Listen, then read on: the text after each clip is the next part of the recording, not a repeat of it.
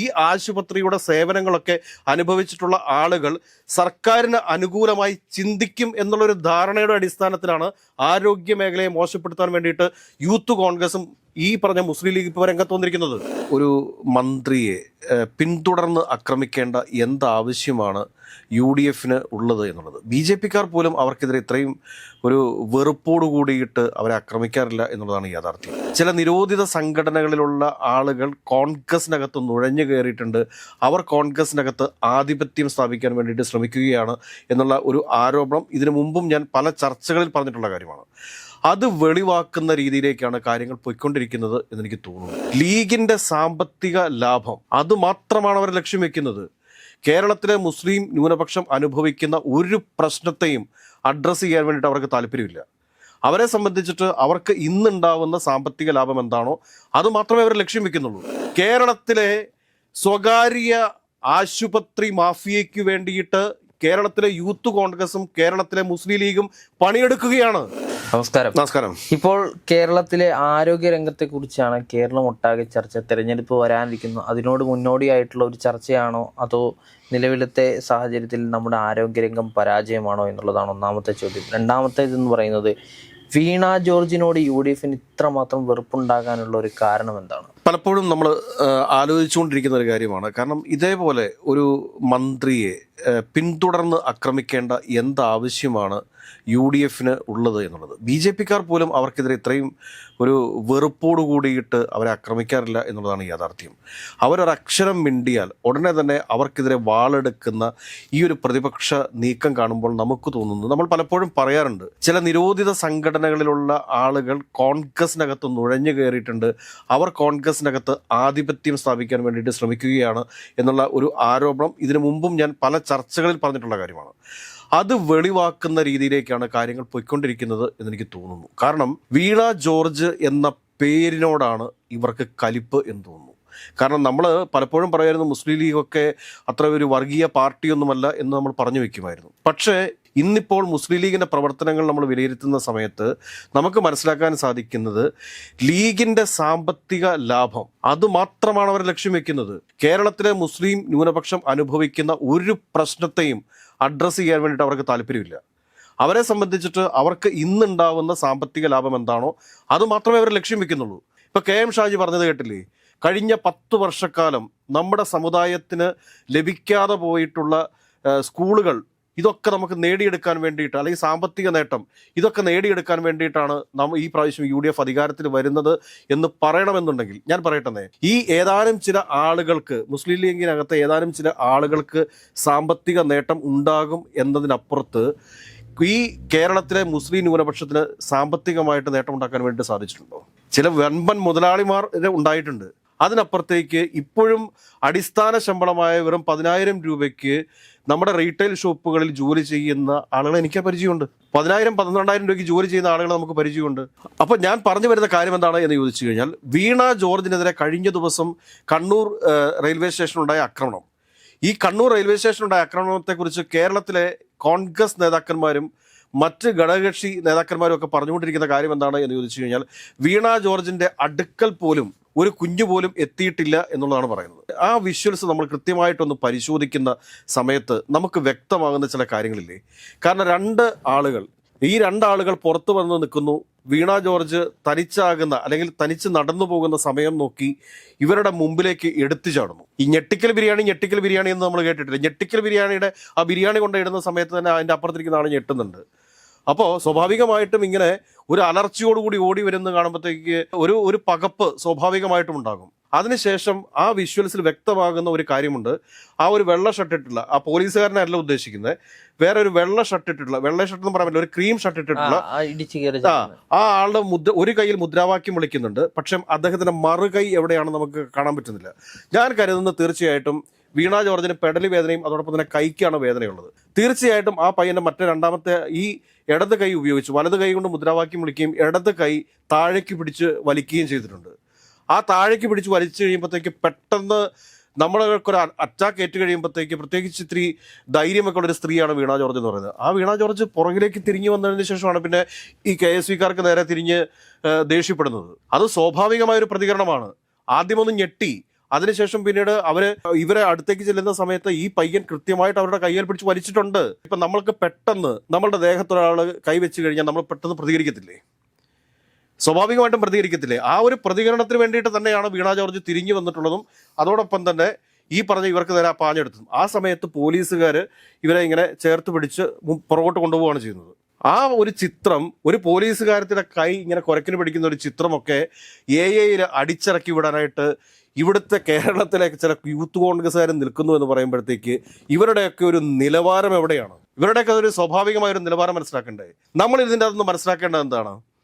കേരളത്തിലെ സ്വകാര്യ ആശുപത്രി മാഫിയയ്ക്ക് വേണ്ടിയിട്ട് കേരളത്തിലെ യൂത്ത് കോൺഗ്രസും കേരളത്തിലെ മുസ്ലിം ലീഗും പണിയെടുക്കുകയാണ്. ഇന്നലെയും എറണാകുളത്തുള്ള കിൻഡർ ഹോസ്പിറ്റലിൽ വെച്ച് ഒരു പിഞ്ചു കുഞ്ഞ് മരിച്ചല്ലോ. 8 ദിവസം മാത്രം പ്രായമായിട്ടുള്ള ഒരു കുഞ്ഞ്. കേരളത്തിലെ ഏതെങ്കിലും ഒരു മാധ്യമം റിപ്പോർട്ട് ചെയ്തോ? നമ്മളല്ലാതെ കേരളത്തിലെ ഏതെങ്കിലും ഒരു രാഷ്ട്രീയ പാർട്ടി അതിനെതിരെ പ്രതികരിക്കാൻ വേണ്ടി രംഗത്ത് വന്നോ? എവിടെയായിരുന്നു യൂത്ത് കോൺഗ്രസ്? എന്താണ് റീത്ത് വെക്കാത്തത്? ഇതിപ്പോൾ നടന്നിരിക്കുന്നത് എറണാകുളം ജനറൽ ആശുപത്രിയിലാണെങ്കിൽ അവസ്ഥ എന്തായിരിക്കും? ഇത് നടന്നിരിക്കുന്നത് ഇപ്പൊ എറണാകുളം ജനറൽ ആശുപത്രിയിലാണെങ്കിൽ ആ ആശുപത്രിക്ക് മുമ്പ് റീത്തുമായിട്ട് ഈ പറഞ്ഞ യൂത്ത് കോൺഗ്രസ്സുകാരും യുവമോർച്ചയൊക്കെ പോകത്തില്ലായിരുന്നോ? ഇതെന്താ പോകാത്ത എന്താണെന്ന്? ഇത് ഇവിടെയും പോകണ്ടേ? കിൻഡർ ഹോസ്പിറ്റലിന്റെ ഫ്രണ്ടിലേക്ക് ഇവർ പോകണ്ടേ? കഴിഞ്ഞ ദിവസം തിരുവനന്തപുരത്ത് മമൽ ഹോസ്പിറ്റൽ എന്താ പോകാത്തത്? അത് പ്രവാസി കോൺഗ്രസ് എന്ന് പറയുന്ന ഒരു സംഘടനയുടെ VD സതീശന്റെ ഗ്രൂപ്പിൽപ്പെട്ടിട്ടുള്ള ഒരു വ്യക്തിയല്ലേ അയാള്? എന്താ അജയ്കുമാറോ?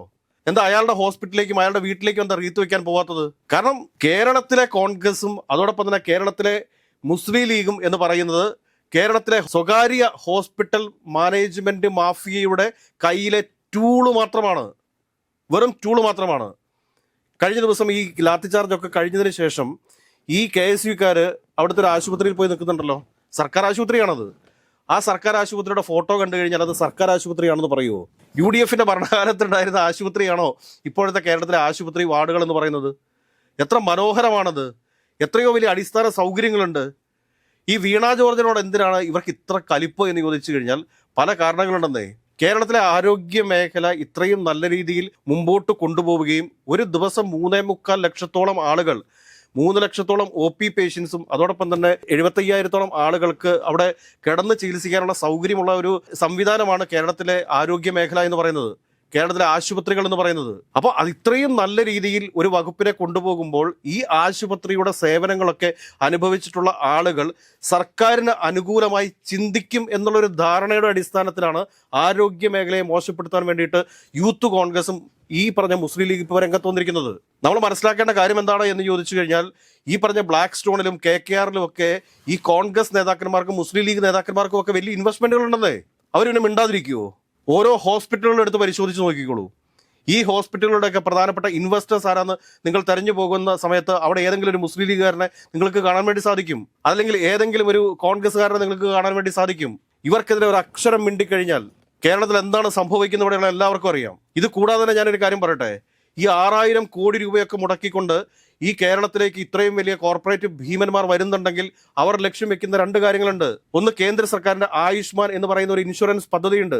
ഈ ഇൻഷുറൻസ് പദ്ധതിയിൽ അംഗമായിട്ടുള്ള ആളുകൾ ഏതെങ്കിലും ഇതുപോലുള്ള ഹോസ്പിറ്റലുകളിൽ ചെന്ന് കഴിഞ്ഞാൽ അവരെ പിഴിയുകയാണ്, അവരിങ്ങനെ ഊറ്റിയെടുക്കുകയാണ്. അവരെ ഇല്ലാത്ത ടെസ്റ്റുകൾ, ഇല്ലാത്ത സർജറികൾ ഇതൊക്കെ നടത്തുകയാണ്. ഇപ്പൊ ഈ ആയുഷ്മാൻ അല്ലാതെ മറ്റേതെങ്കിലും മെഡിക്ലെയിമുമായിട്ട് നമ്മൾ ഹോസ്പിറ്റലിൽ ചെല്ലുന്നെന്ന് വിചാരിക്കുക. ഹോസ്പിറ്റലുകാരെന്താ പറയുക? അഡ്മിറ്റ് ആയിക്കോളൂ, പേപ്പറുകളെല്ലാം ഞങ്ങൾ സബ്മിറ്റ് ചെയ്തിട്ടുണ്ട്. ഏറ്റവും ഒടുവിൽ എന്താ സംഭവിക്കുക? ഒരു വലിയ തുക ബില്ലായിട്ട് വരും. ബില്ലായിട്ട് വന്നതിന് ശേഷം അവരെന്താ പറയുക? ചിലപ്പോൾ പാസ്സാകും, അതല്ല എങ്കിൽ എന്താണ് പറയുക? റിജക്റ്റ് ആയിപ്പോയി. എന്താ കാരണം? ഈ രോഗം നിങ്ങൾക്ക് ഇതിനു മുമ്പും ഉണ്ടായിരുന്നു. അപ്പം മെഡിക്ലെയിമിന്റെ പൈസ അടയ്ക്കുന്ന സമയത്ത് ഇവർക്ക് അറിയാൻ പാടുണ്ടായിരുന്നില്ലേ? ഇൻഷുറൻസ് കമ്പനിക്ക് അറിയാൻ പാടുണ്ടായിരുന്നില്ലേ ഈ പറഞ്ഞ ആൾക്ക് നേരത്തെ രോഗമുണ്ടായിരുന്നത്? ഇവർ ഹെൽത്ത് ചെക്കപ്പ് നടത്തിയതിനു ശേഷമല്ല ഇൻഷുറൻസിന്റെ പൈസ വാങ്ങാൻ പാടുള്ളൂ. ഈ കേരളത്തിലെ എന്ന് മാത്രമല്ല ഇന്ത്യയിലെ തന്നെ പല സ്വകാര്യ ആശുപത്രികളും ഇൻഷുറൻസ് കമ്പനികളുമായി ചേർന്നുകൊണ്ട് നടത്തിക്കൊണ്ടിരിക്കുന്ന വൻ കൊള്ളയാണ്.